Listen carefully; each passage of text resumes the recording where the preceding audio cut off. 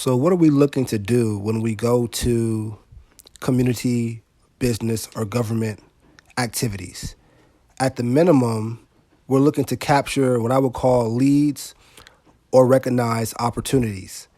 And when you're capturing leads, that's a form of, at the minimum, what I would call business development. And that business development, which is growing your relationships, your sales pipeline, possibly your customer base, that is actually happening through engagement, which is more of a person-to-person interaction, in person or virtually, which is going to require to some degree people skills. And with people skills, you're able to recognize what one would call leads and build relationships, which really is the most important thing to focus on when it comes to networking. And when it comes to development through engagement, that is a form of networking at the end of the day. So as you're networking and you're going into these opportunities, looking to capture leads, recognize opportunities, when you're connecting with individuals or vendors, you definitely want to make sure you're asking questions to identify what are the individuals or the brand's needs that you're talking with and connecting to.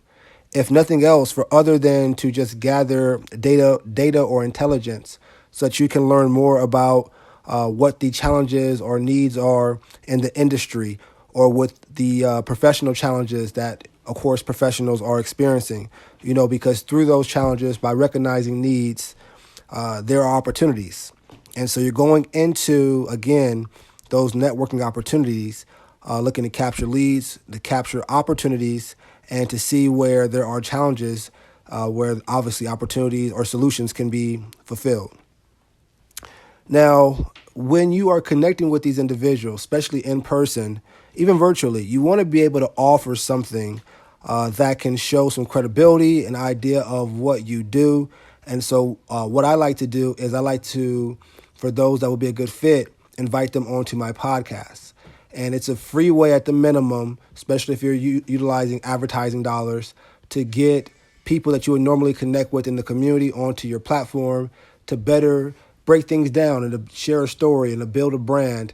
And at the same time, the individuals or the brand that you're connecting with, they get a chance to promote their brand, their story, hopefully to increase their customer base, their fundraising opportunities or goals, or to increase their community presence. So offering something that can show a little bit of what you do. Again, for me, it's a podcast. A lot of times, if I'm at the same activities where I meet these individuals, I'm taking pictures, and I usually might have a camera team to whatever degree they're taking pictures. And if I have any pictures of me, with myself in the picture talking to the brand or the individual, or just pictures of the brand or individual without me in the picture that are decent and I can crop them and make them look presentable, I will send that over to the prospect. If nothing else, it's just an opportunity to show what you can do. It's a free opportunity. You're going to do it anyways.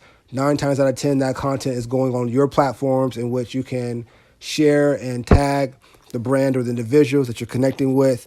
As far as them being able to see what you do as far as marketing on social media or digitally, at the minimum, to include an opportunity for them to join on a podcast. So they're already being hit with 2 to 3 different marketing communication strategies to get their message out.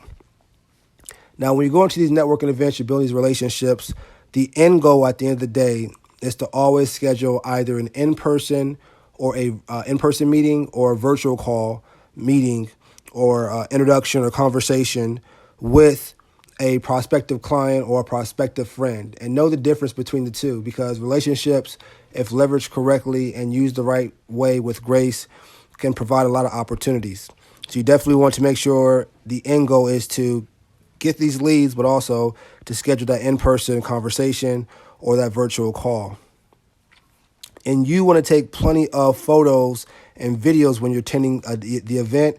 These are organic and real-time experiences and activities that you're doing to show your credibility, to build your authority. And at its most basic, a picture and a video says 1,000 to 2,000 words at the minimum. And so you want to capture those things in real time, or either do things live and make sure you are capturing those that content. And so to get more free business development and community engagement content like this, click the link and visit my advice resource page. That actually includes my free 5-step checklist and free 35-minute webinar on how to build working relationships from scratch for your professional needs. This is especially if you're an introvert or you're getting out the bed for the first time and said, you know what, I need to reposition myself, my brand, my message, my story to reach whatever goals I'm looking to do. How do I start connecting with people and really building and getting to know people? And that could be something that you may not want to do.